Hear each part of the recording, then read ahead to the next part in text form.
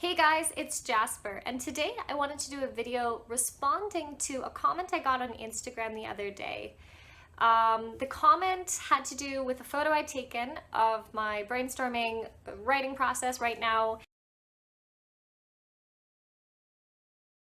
For my story, I'm doing a lot of brainstorming, I'm working on timelines, and I'm just trying to organize stuff. And so I took a picture of my floor, just full of papers, a very messy picture, and the comment I got was kind of just, what's going on in this picture? I'm interested in your process. What are you doing? Why are you doing it that way? That sort of thing. And so I thought I would make a video just talking about what I mean by timelines when I do timelines, if that makes sense. So today's video is going to be about writing process stuff. Hope you guys enjoy it. Comment down below if any of this is what you do also. I just assumed that most people worked in this way, but you know, who knows what's what anyways. So comment down below, how is your writing going, and yeah, what do you do for timelines or organizing and all that jazz. So this right here is my main timeline, and exactly what it is, or what you're kind of looking at and how I put this together, is the things that happen, things that are in white, are main events that happened, and this just lets me know how the plot's moving forward, where the characters are. The stuff that is in pink are monster attacks, violent things, bad stuff, battles, that sort of thing. And the stuff that is in green, those are stories that have been told. And so what I mean by that is what I was talking about earlier with my story, that it's full of fairy tales and myth and folklore for the world. So this is when the reader is exposed to certain stories, the stuff in green. And then the things that are in blue, things that are in blue, those are, you know, crucial things that a character might be thinking, or a crucial thing that a character might say.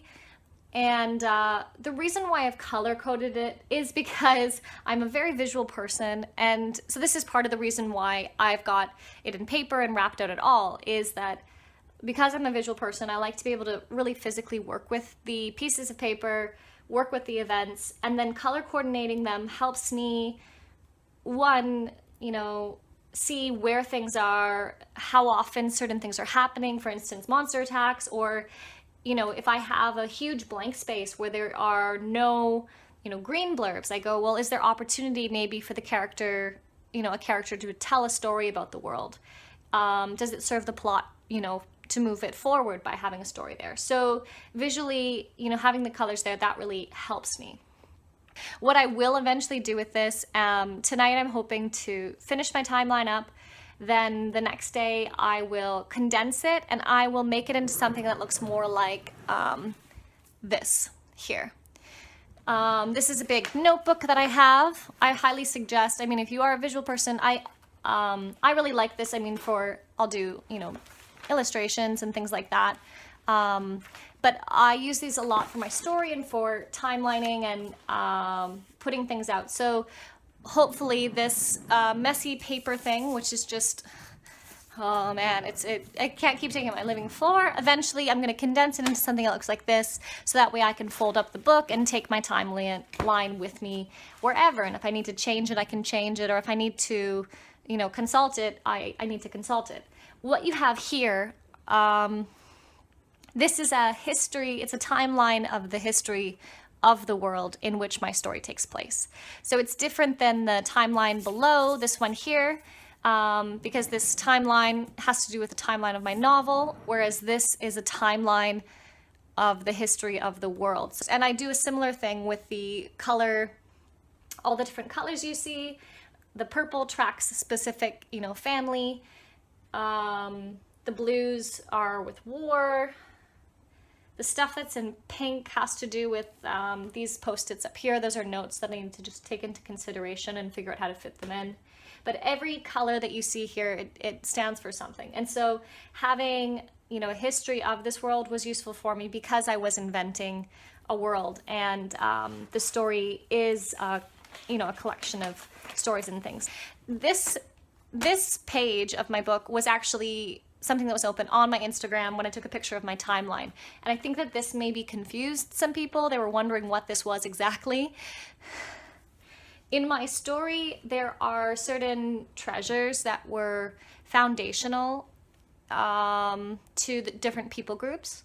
And so to different people groups were given different gifts, which become sort of these ancient treasures. And so this is to help me keep track of the treasures that are out there, who has them, or if we know where they are. So for instance, anything that's in these brown slots here, these are lost treasures. We don't know where they are. And then, you know, everything that's blue, this is a certain people group, and purple is another people group, and green is another people group. So they're different people groups. And then on each of these things, I have written, you know, names of certain characters that we know have certain treasures, just because there's a lot to keep track of. And for me, you know, someone who is very visual, it helps to have something like this.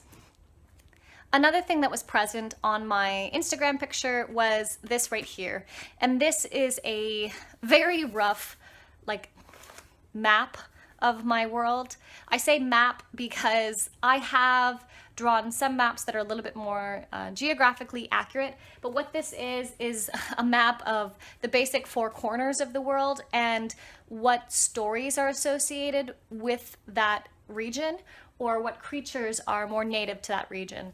And so this is a like a story map. So I know, you know, because it's a big world, there's certain creatures that, you know, just live in certain parts, you know, that live just in the east, you know, the more eastern countries, and some that live in the northern countries, and certain stories that are native to those regions. And so this is a story and creature map. So to summarize, the main thing with the writing timeline is that you should be doing something that helps you as the writer keep organized. Some writers really don't like the idea of having their book mapped out. They like having the adrenaline of like not knowing what's happening. I have been working in that way for probably about a year, and it's come to the point where I am working now 5 days a week on my story and working more seriously, so the story is moving at a faster pace, and I do need to know what happens ahead, especially just organizing all of the things that I want to put in. There's lots of organization that I needed, so these tools have been helpful for me. I hope they've been helpful for you. I'm Jasper Appler, and this has been a writing session sponsored by coffee.